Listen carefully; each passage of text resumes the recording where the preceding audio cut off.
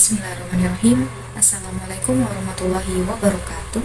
Halo semuanya, perkenalkan nama saya Inayah Falzuka dengan NIM 2003106 dari program studi Pendidikan Agama Islam Universitas Ahmad Dahlan.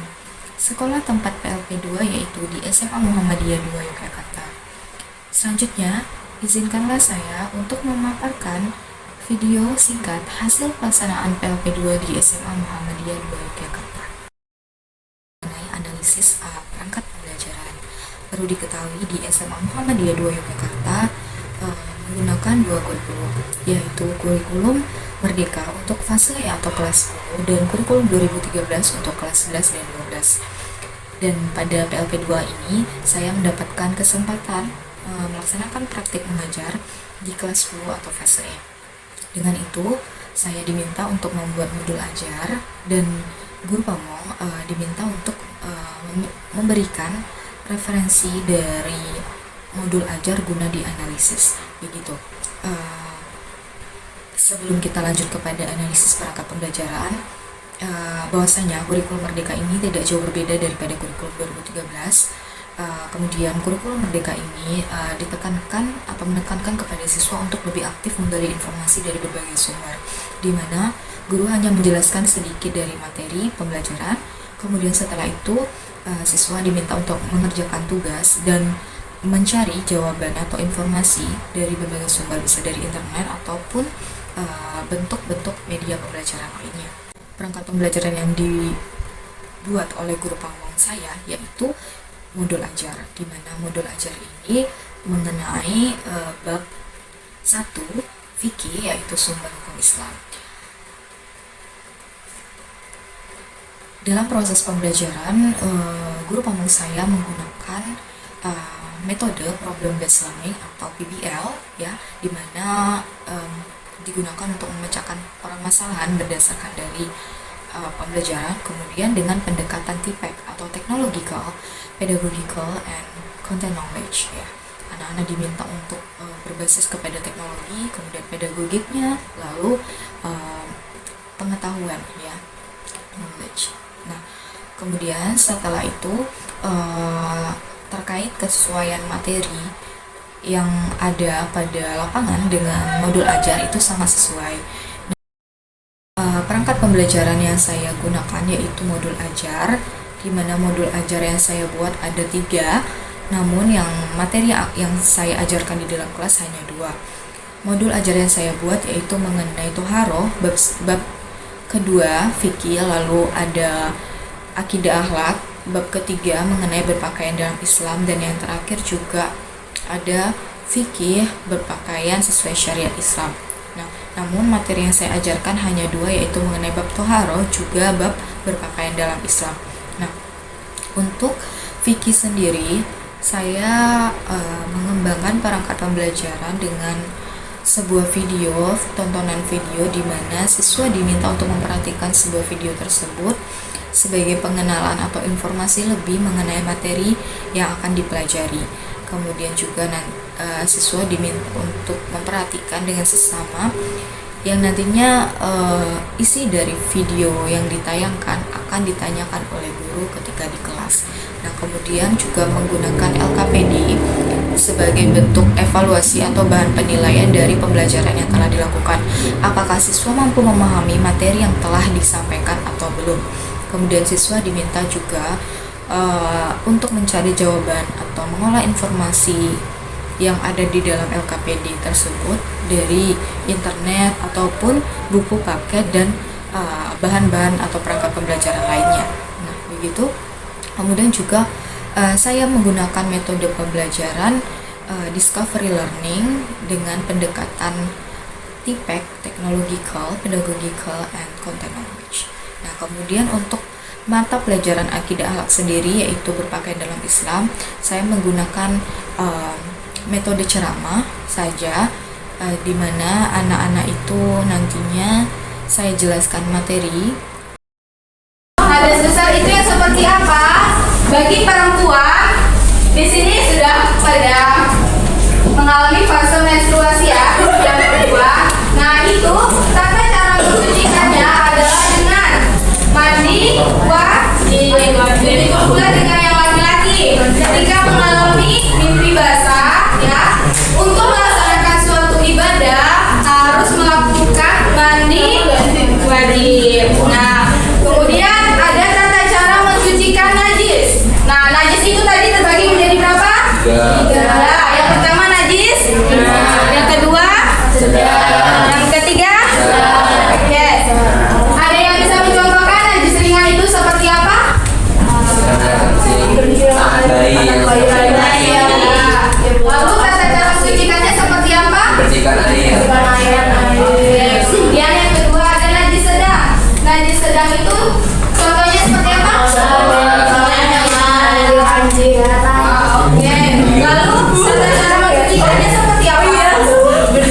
Dibersihin.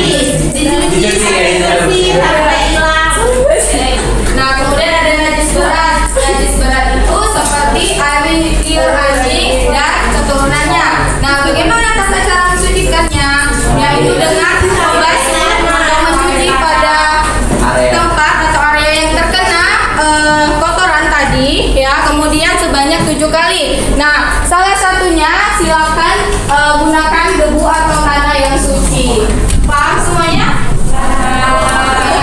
Nah, kemudian bersuci itu tidak hanya dengan berwudu. Selain berwudu ada apa? Mandi wajib. Ya, mandi wajib. Kemudian satu lagi? Oke. Nah, kita masuk kepada berwudu. Ya, berwudu itu wajib terdapat di dalam Al-Quran surat Al-Maidah ayat 6 yang berbunyi Bismillahirrahmanirrahim. Ya ayyuhalladzina amanu idza qumtum ilas sholati faghsilu wujuhakum wa aydiyakum ila marafiqin. Apa lagi lanjutannya? Ya, wamsahu bi ru'usikum wa aydiyakum. Oke, nah, yang artinya Allah menjelaskan di dalam ayat tersebut bahwasanya berwudu itu adalah menggunakan air, kemudian niat, lalu membasuh wajah, ya, kemudian membasuh kedua tangan dimulai dari tangan kanan, lalu ke tangan kiri, lalu membasuh kepala atau rambut, kemudian membasuh kedua kaki hingga mata kaki. Nah, kemudian ada pun tayamum. Tayamum ada yang bisa mencontohkan tayamum itu seperti apa? Nah, tayamum kan pakai debu ya? Ya. Tayamum pakai debu ya? Jangan pakai debu kan? Oke. Nah, namanya tayamum. Jadi tayamum itu secara bahasa artinya sengaja, ya. Sengaja apa? Sengaja menggunakan debu atau tanah untuk bersuci. Agar apa? Agar kita sebagai umat Islam dapat melaksanakan suatu ibadah. Nah, juga tayamum ini terdapat di dalam Quran surat Al-Hajj, ya, ayat 7. Oke, ada yang bisa membacakannya? Oke, boleh. Ayat satunya.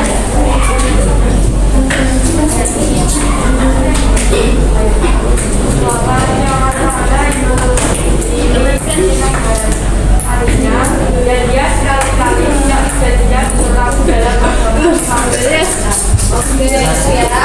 Ayat tentang tayamum. Jadi Allah itu memberikan banyak cara bagi hambanya untuk dapat bersuci. Salah satunya tadi ada dengan berwudu, kemudian dengan tayamum, juga mandi wajib.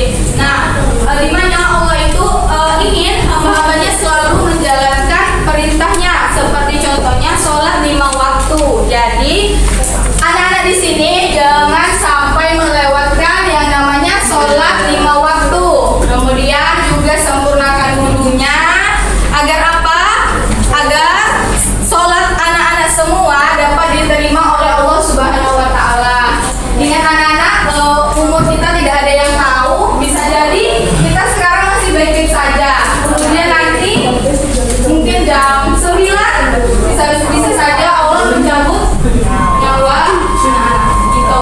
Kemudian tayamum tadi apa sih syarat dibolehkan tayamum? Ada yang tahu? Deskripsi dan testimoni pembelajaran. Untuk dampak sendiri, dampak terhadap diri saya dari praktek mengajar yang telah saya lakukan, yang pertama yaitu saya dapat memiliki manajemen waktu yang baik, dapat disiplin ketika di kelas, kemudian juga dapat menjadikan diri lebih sabar untuk menghadapi karakter dan sifat dari siswa yang sangat heterogen, kemudian juga bertanggung jawab atas apa yang telah saya buat atau saya kerjakan di dalam modul ajar sebagai acuan pengembangan diri saya ketika mengajar. Begitu dampaknya. Kemudian yang selanjutnya ada pun deskripsi pembelajaran. Pembelajaran yang telah saya lakukan yaitu saya mengajar atau melaksanakan praktik mengajar pada kelas atau fase E9, E8, E7, dan E6. Saya mengajar selama 4 kali dalam seminggu dan berbeda-beda kelas. Untuk Vicky saya menggunakan video pembelajaran. Video ini berisi tentang materi Toharo ya. Kemudian anak-anak diminta untuk memperhatikan video tersebut, apa yang ada dalam video tersebut. Kemudian saya akan bertanya tentang apa yang mereka telah dapatkan dari dalam video tersebut.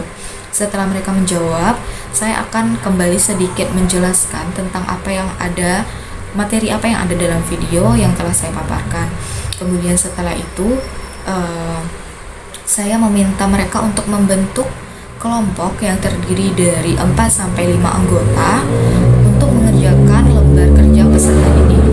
LKPD ini atau lembar kerja peserta didik ini tujuannya sebagai bahan evaluasi atau bentuk penilaian yang akan saya berikan ketika pembelajaran telah berakhir. Nah, mereka diminta untuk mengerjakan, dan kemudian ketika mereka semua telah selesai mengerjakan LKPD tersebut, 1 ataupun 2 kelompok diminta untuk maju ke depan kelas dan mempresentasikan hasil kerja mereka.